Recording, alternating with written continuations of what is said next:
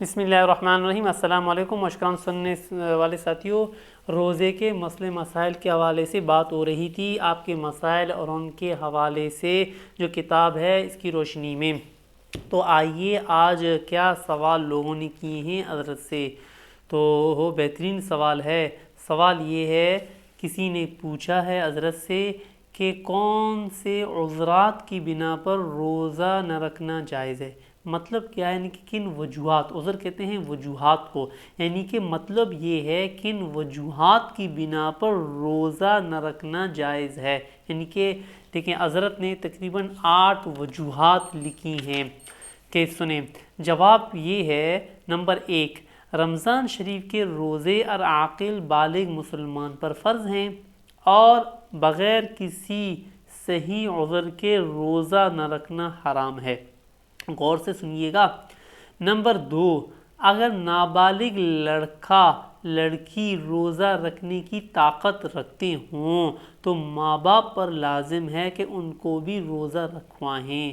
تو یہ نہ کہیں کہ بھی چھوٹے ہیں، نہیں کمزور نہیں ہیں، طاقت ہیں، ماں باپ بھی سمجھ رہے ہیں کہ واقعی روزہ انہوں نے رکھا ہے ماضی میں بھی تو کچھ بھی نہیں ہوا، تو رکھنے دو ایسے بچوں کو روزہ۔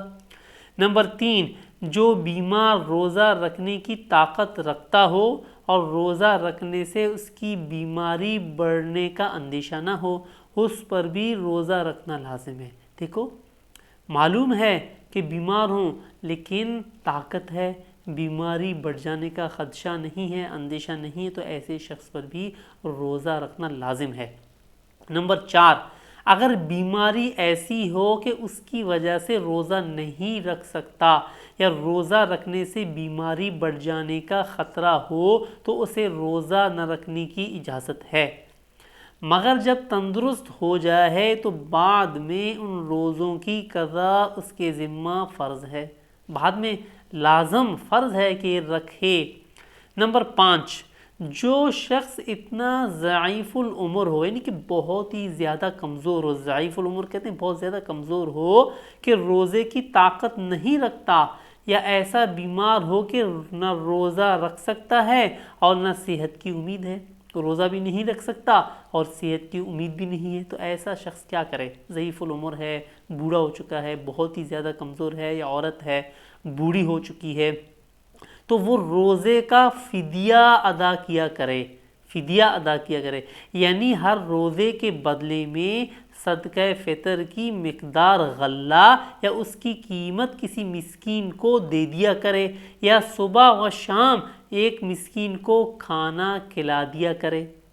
نمبر 6، اگر کوئی شخص سفر میں ہو اور روزہ رکھنے میں مشقت لائق ہونے کا اندیشہ ہو تو وہ بھی قضا کر سکتا ہے، دوسرے وقت میں اس کو روزہ رکھنا لازم ہوگا، اور اگر سفر میں کوئی مشقت نہیں تو روزہ رکھ لینا بہتر ہے، اگرچہ روزہ نہ رکھنے اور بعد میں قضا کرنے کی بھی اس کو اجازت ہے۔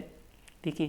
نمبر 7، عورت کو حیض و نفاس کی حالت میں روزہ رکھنا جائز نہیں ہے، یہ عورتوں کو معلوم ہے، کسی کو معلوم نہیں تو بتا دینا چاہیے، مگر رمضان شریف کے بعد اتنے دنوں کی قضا اس پر لازم ہے۔ نمبر 8، آخری بات یہ ہے کہ بعض لوگ بغیر عذر کے روزہ نہیں رکھتے اور بیماری یا سفر کی وجہ سے روزہ چھوڑ دیتے ہیں اور بعد میں بھی قضا بھی نہیں کرتے، خاص طور پر عورتوں کے جو روزے ماہواری کے ایام میں رہ جاتے ہیں۔ ماہواری کے ایام میں، ایام کہتے ہیں یوم کی جمع ہے، اس کے معنی ہیں دن، یعنی کہ جو روزے ماہواری کے دنوں میں رہ جاتے ہیں وہ ان کی قضا رکھنے میں سستی کرتے ہیں، یہ بہت بڑا گناہ ہے، یعنی کہ روزہ ایسی عورت کو بعد میں رکھنی چاہیے۔ تو آج اتنا ہی کافی ہے ہماری طرف سے۔ السلام علیکم۔